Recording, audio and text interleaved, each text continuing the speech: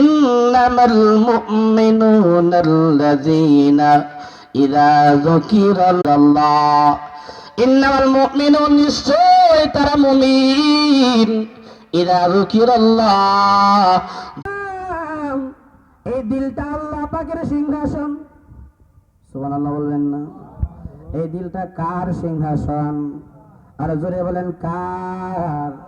আল্লাহ পাকের জায়গা, আল্লাহ পাকের সিংহাসন। কবি বড় সুন্দর বলেন, মান্না গঞ্জম দরজমিও আসমা, মান্না গঞ্জম দরজমিও আসমা, ভলে গঞ্জম দম কোনো বে মুমিনা, ভলে গঞ্জম দর কোনো বে মুমিনা।